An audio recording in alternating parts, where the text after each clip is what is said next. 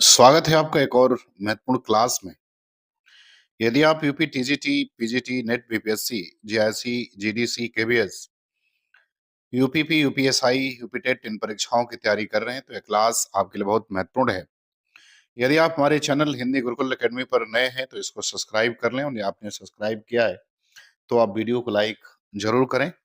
तो आज की क्लास बहुत महत्वपूर्ण होने वाली है क्योंकि आज की क्लास में मैंने अ, कुछ मिलती-जुलती रचनाओं को रखा है, जिससे हमें परीक्षा में भ्रम की स्थिति होती है। तो मुझे उम्मीद है कि ये इस तरह का मेरा यह पहला प्रयास है और मुझे उम्मीद है कि ये प्रयास आपको अच्छा लगेगा और आपको अच्छा लगे तो आप चैनल को अधिक से अधिक जो है वो लोग सब्सक्राइब करें और शेयर भी करें। तो चलिए शुरू करते हैं आज की एक महत्वपूर्ण क्लास। चलें, तो शुरू करते हैं और देखते हैं। कह रहा अंधेरे में जो कविता है ये अंधेरे में कविता मुक्तिबोध की कविता है। अंधेरे बंद कमरे उपन्यास जो है ये मोहन राकेश का है और अंधेरे का दीपक कविता जो है वो हरिवंश राय बच्चन की है। अगर गुलाम बादशाह नाम से देखें तो गुलाम बादशाह नाम से नाटक जो है वो नंदकिशोर आचार्य का लिखा है। गुलाम बादशाह उपन्यास जो है वो रूप सिंह चंदेल के द्वारा लिखा गया है और गुलाम बादशाह बेगम नाटक जो है वो गिरिराज किशोर का है। तो ये भी मिलती-जुलती रचना है। देवता का गुनाह देखें उपन्यास तो ये देवेश ठाकुर का है। गुनाहों का देवता देखें तो उपन्यास धर्मवीर भारती का है।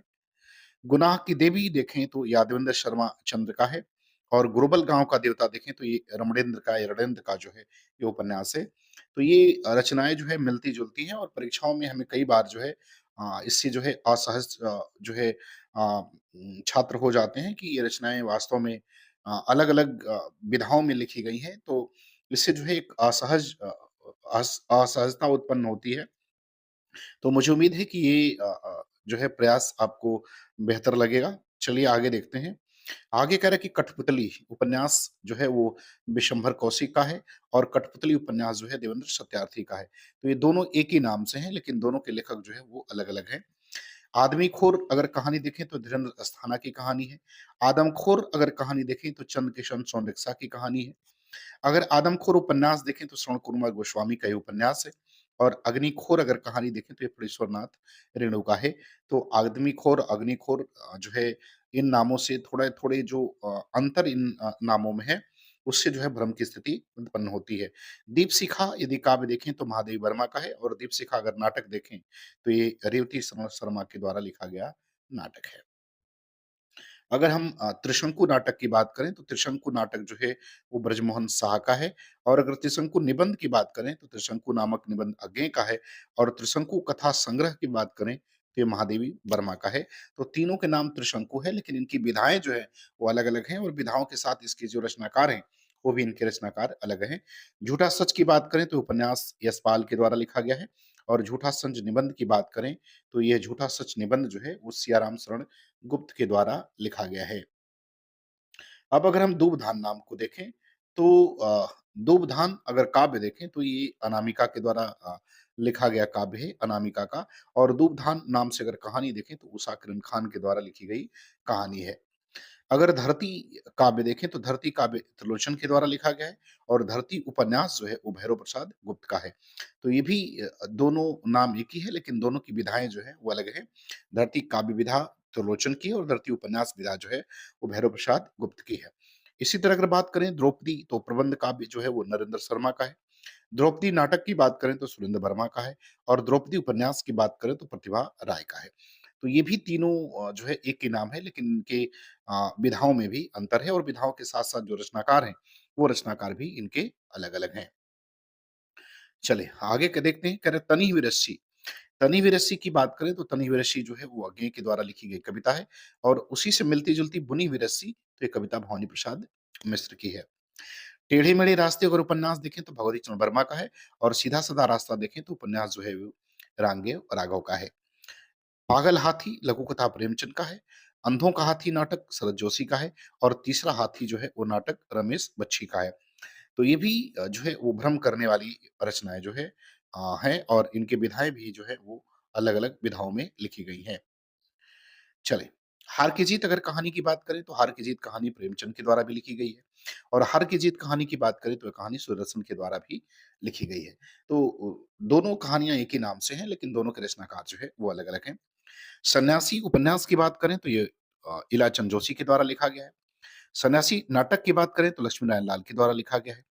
युवा सन्यासी नाटक की बात करें तो ये कैलाश बाजपेयी के द्वारा लिखा गया है।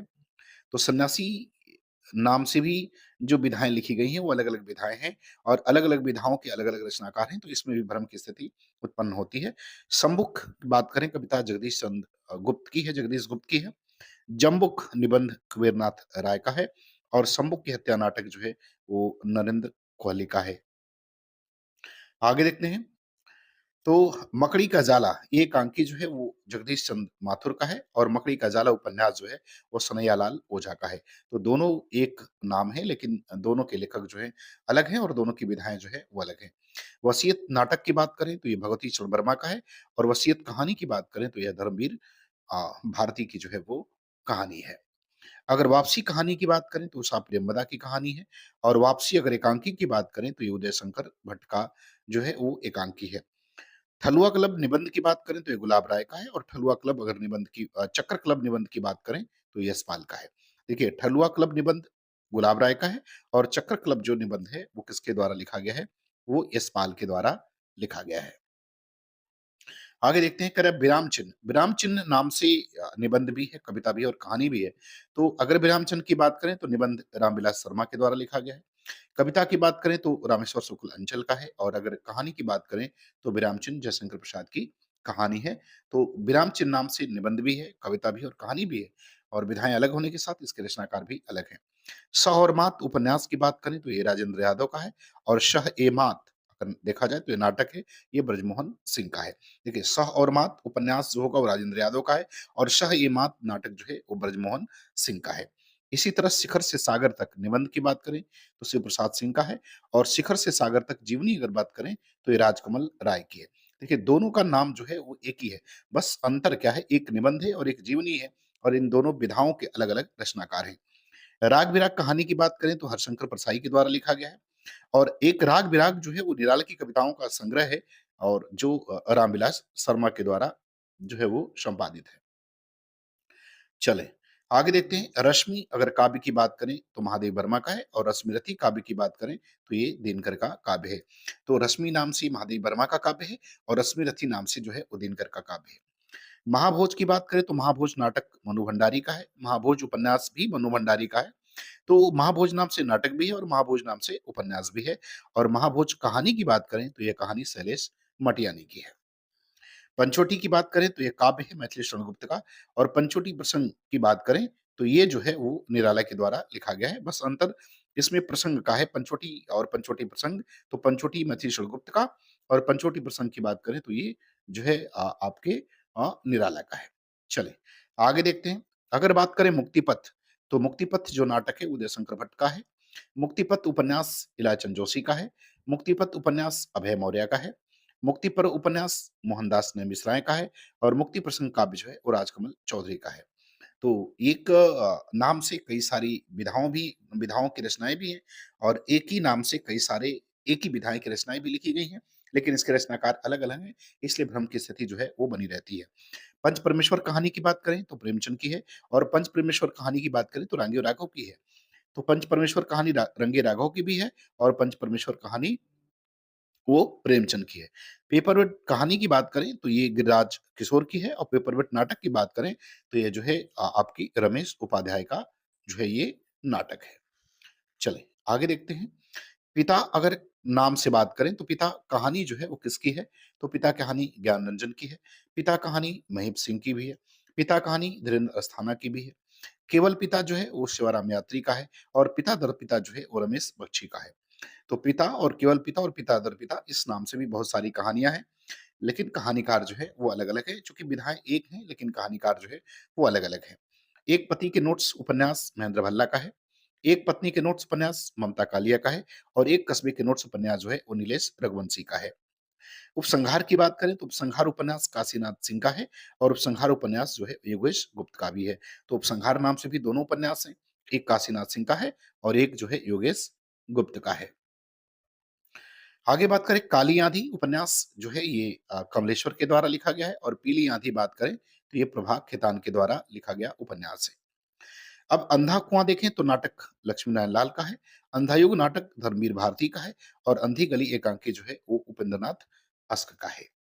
तो ये कुछ मिलती-जुलती रचनाएँ थी। तो मुझे उम्मीद है कि ये वीडियो आपको पसंद आएगी और आपको अच्छा लगे, तो आप चैनल को सब्सक्राइब ज़रूर करें। पूरा वीडियो देखने के लिए आपका बहुत-बहुत धन्यवाद।